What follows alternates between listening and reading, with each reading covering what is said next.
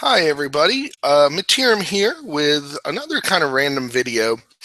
I It's like 11 o'clock here now, and I've just finished reading the End Times Khaine Fluff book in one sitting. I went through it cover to cover, and there has been a lot of videos and a lot of talking about book two, the fluff and the rules and the new magic and the craziness. So what I wanted to do, rather than that, since none of that is really my forte, I'm not going to get into the rules side of things. I wanted to discuss the book one, and I will go ahead and say right now, if people don't want things spoiled, please turn the video off. I am going to go through it and go through what I think and my thoughts on the fluff. And I'm not really going to censor myself as far as any spoilers go. So please, this is your spoiler alert right now. If you do not want this book spoiled, please do not watch this video. I don't want to have folks get the wrong idea what this is and then leave a bunch of angry comments in the end. I'm leaving a spoiler alert now. So I guess the first question folks are probably thinking is, well, why didn't you do one of these for the other two books?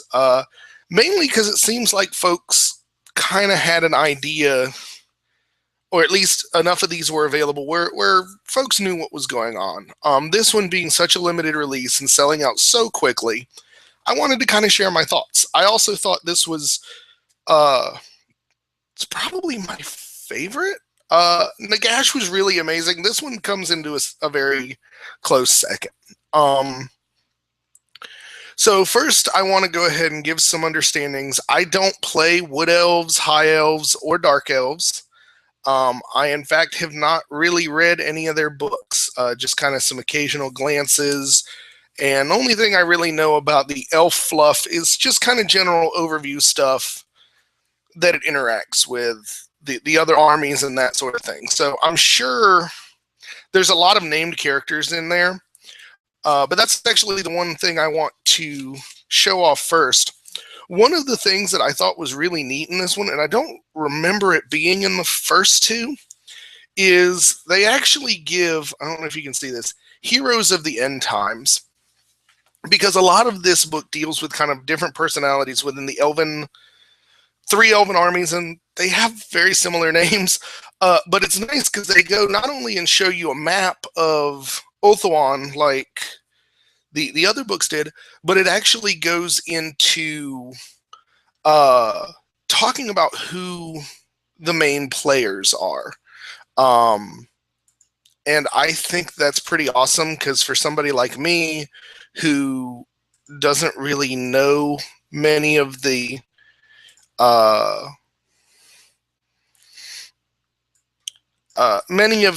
named characters, it would be very easy to get lost in this story. And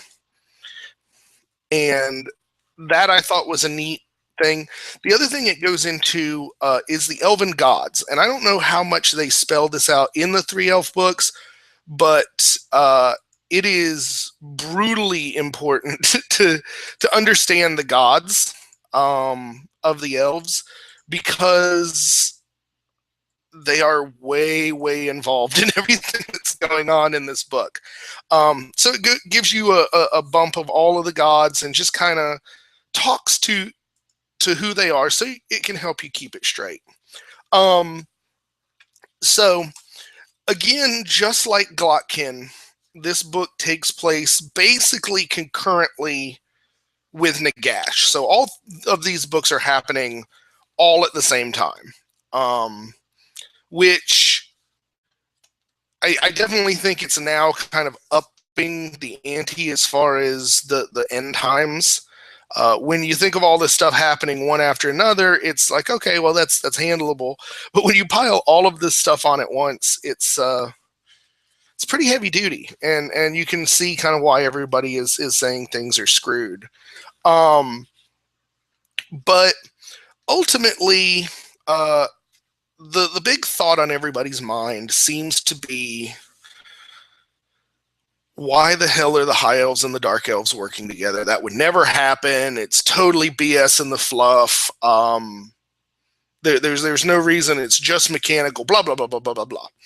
And I'm telling you guys, as the resident YouTube fluff master, I buy this story as a reason why the High Elves and the Dark Elves would get together, and how the Wood Elves get involved. It's very solid.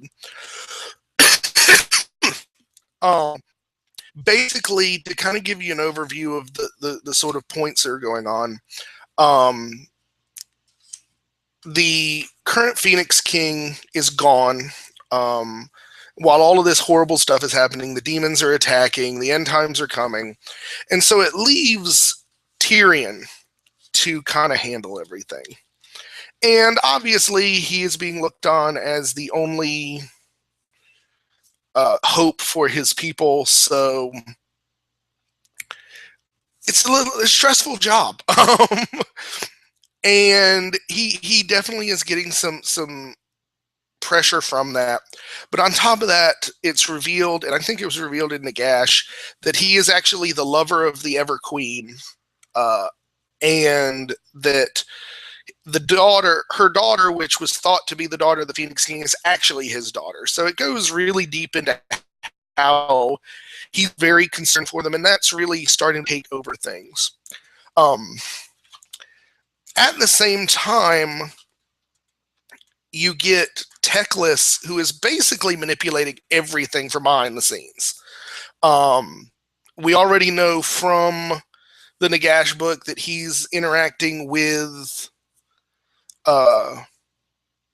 Malekith, that he was the one that kept it a secret that the Ever Queen's daughter is not true royalty, to kind of mess with Nagash.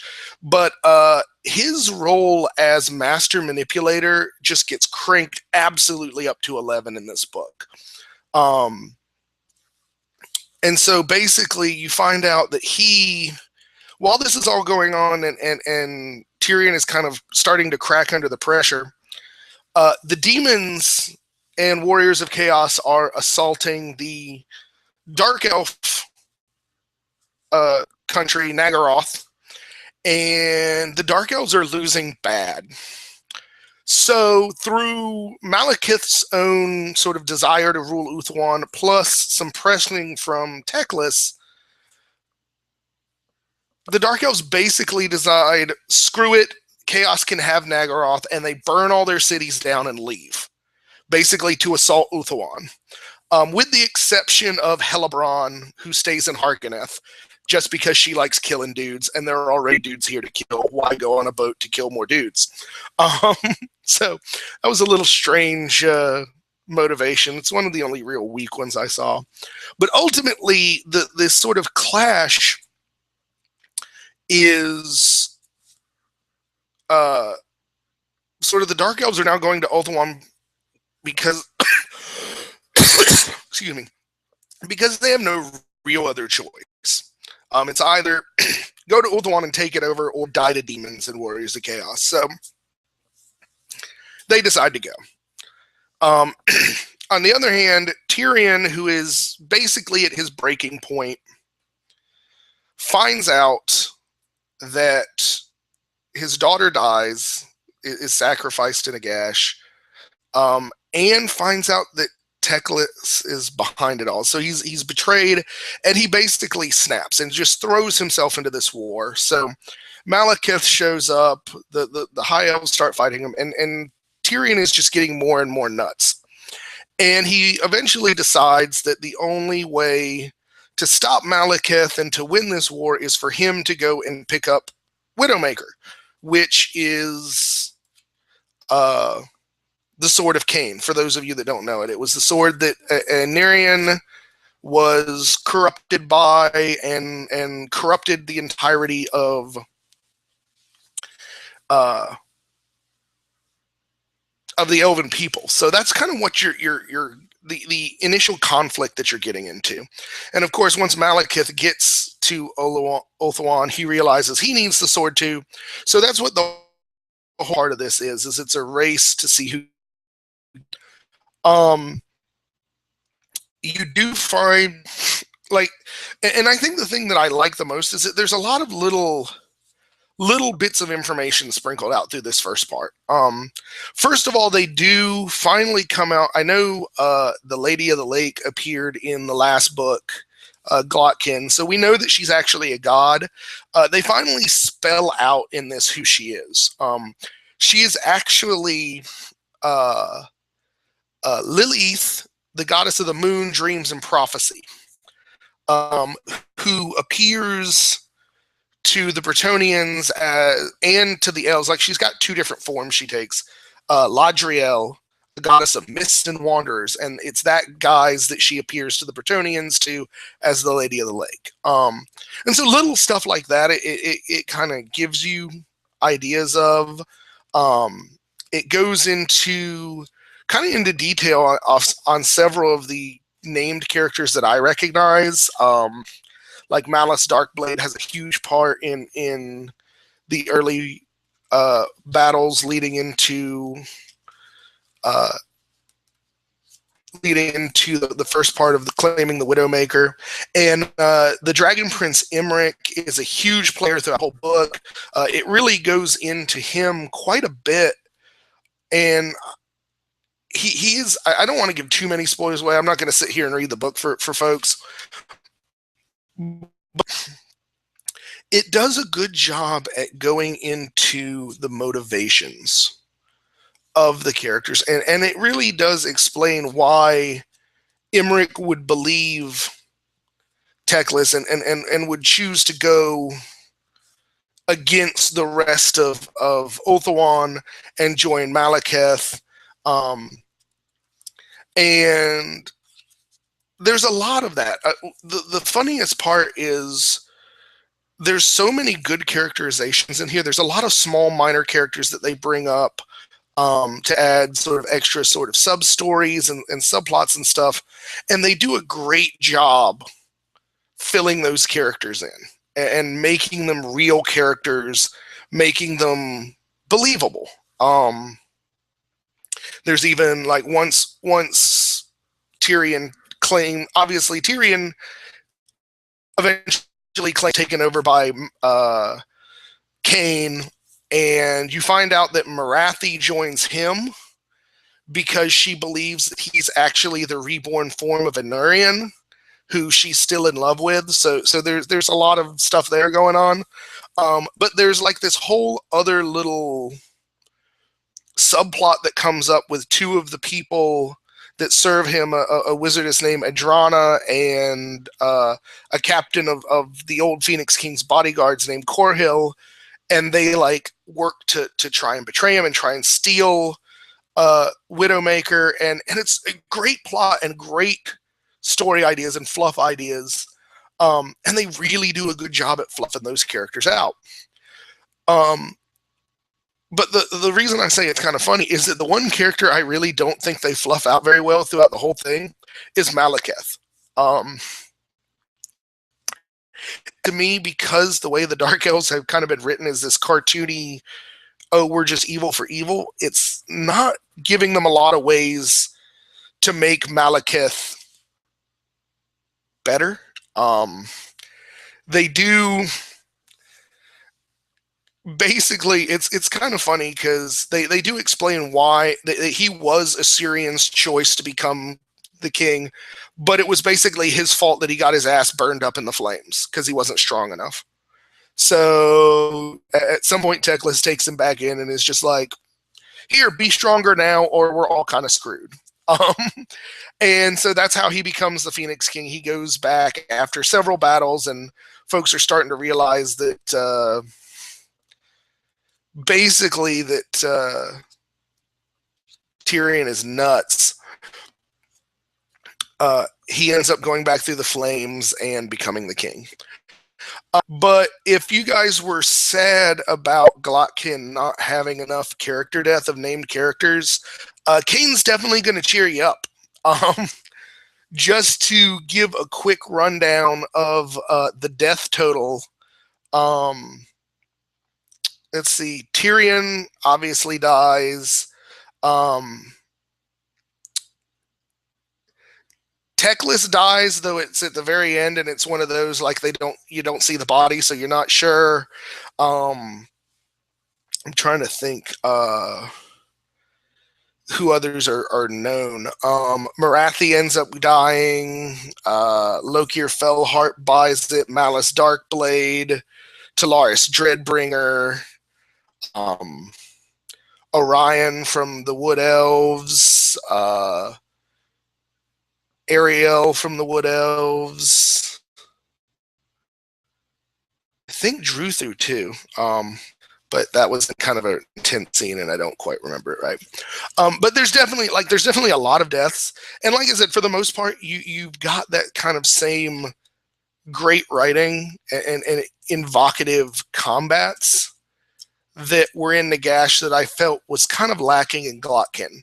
So you definitely get some upgraded fights. The battles are great. There's definitely particularly for somebody who doesn't know the elves very well, particularly the little sidebars where they go into the story and actually present quotes of what's going on, do a great job at providing the personality to these characters that really I didn't know outside of just facing them. So that's very cool. Also, the artwork is beautiful, and I don't think very much of it is recycled. A lot of it looks brand new, or at very least doesn't look like anything I have seen before. And it looks like I've just got a viewer. I will state again, this whole video is coming with a major spoilers alert, as I am discussing the Fluff of the Khaine book, so if you don't want to know what's going on, please turn the video off, because I don't want to get yelled at by anybody if I spoil stuff. But like I said, it's definitely worth a read, as all of it is. But there's a couple of things I want to draw attention to. First of all, whoever wrote this has some beef with Bretonnia. Let's just put it. Not only do they just sort of kind of want to, oh, here's the god of Bretonnia that we finally were convinced last book is actually a god. Yeah, it's really an elf god. They just worship her too. Whatever. And then by the end of it, that god has basically lost all their power. So I'm not sure what that's going to portend for Bretonnia. And it's just like, after, I mean, they got beat up and betrayed in Nagash. They basically led all of their knights to their deaths in Glotkin. And now they don't even have their god out of Khaine. More of these books I read, the more seriously I might take the idea of them getting squatted, because somebody at GW has some major hate on for Bretonnia. There's one other quote I want to read, and I'll go back and talk about why this happens. But ultimately, at the end of the book, all of the elves are living together in Athelloren, and it talks about how, like, the worst people to make out for this was the beastmen, because all the beastmen in Athelloren basically have 3 kingdoms worth of elves to whip ass on.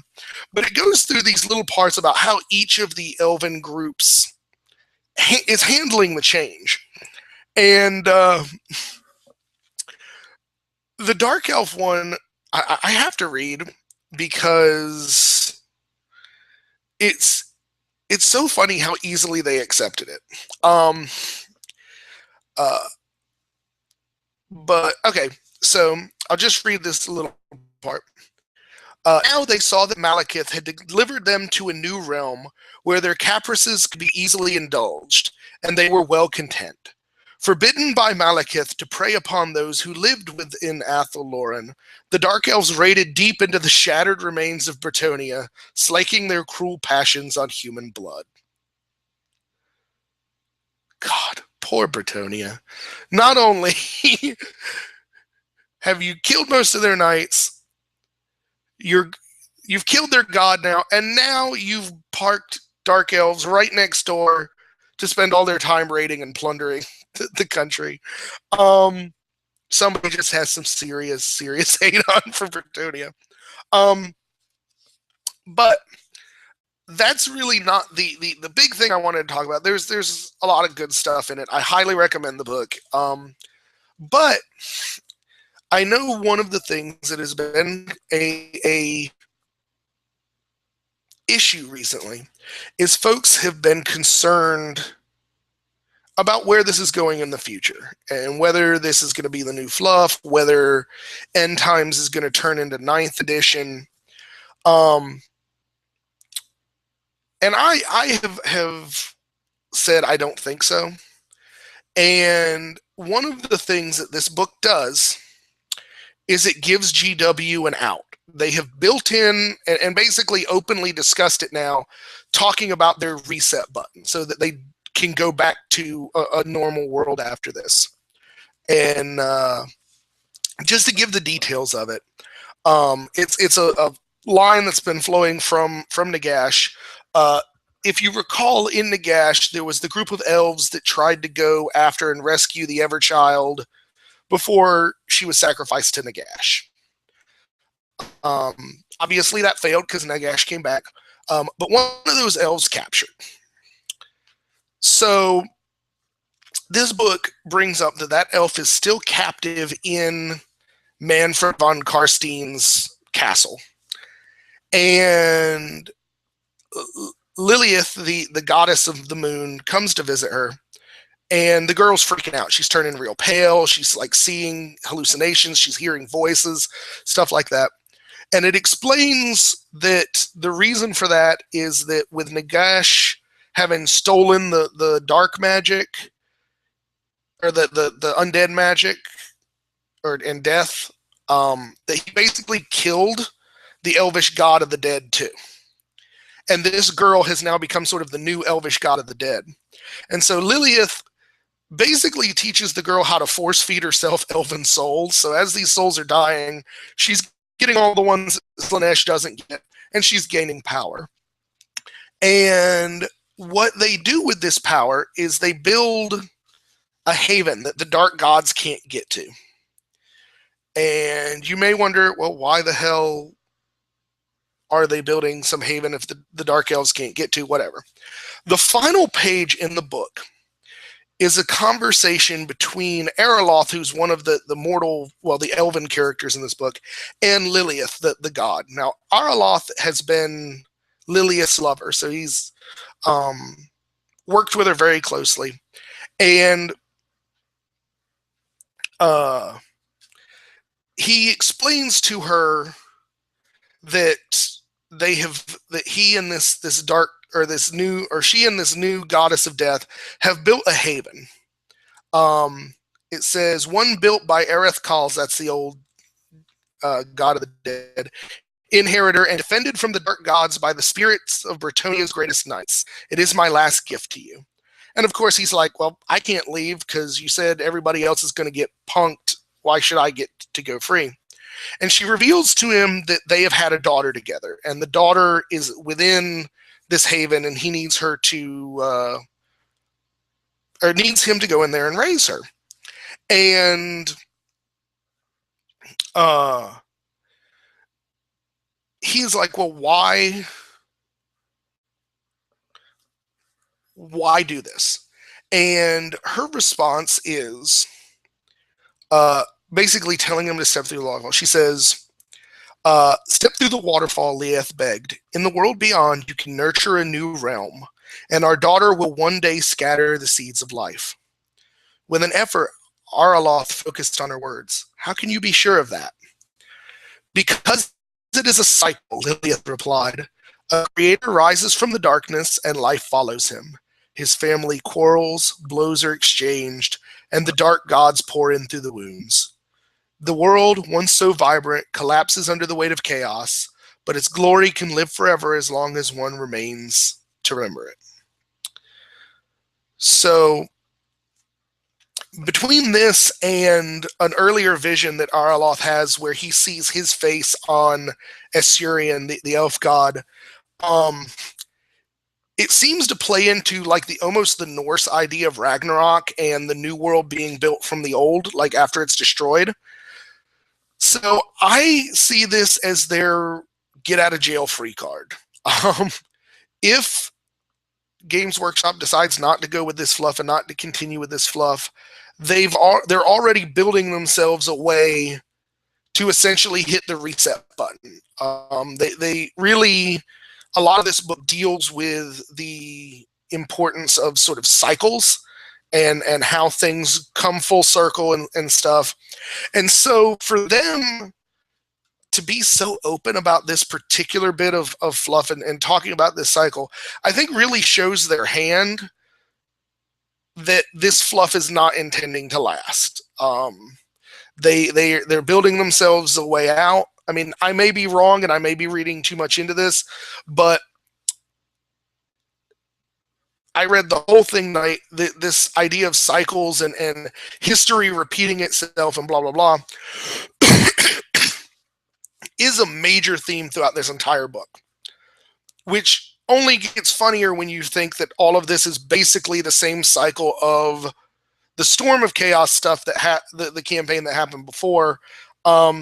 It definitely gives them a way within their own story to be able to essentially go back on everything they're doing. So I thought that was very interesting in that.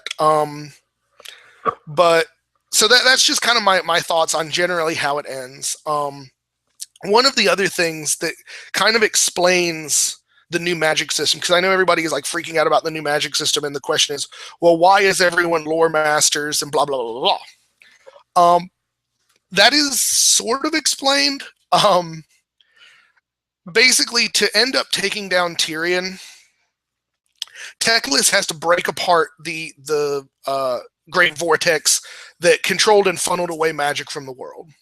So now magic is just totally unbound and crazy and running all over the place.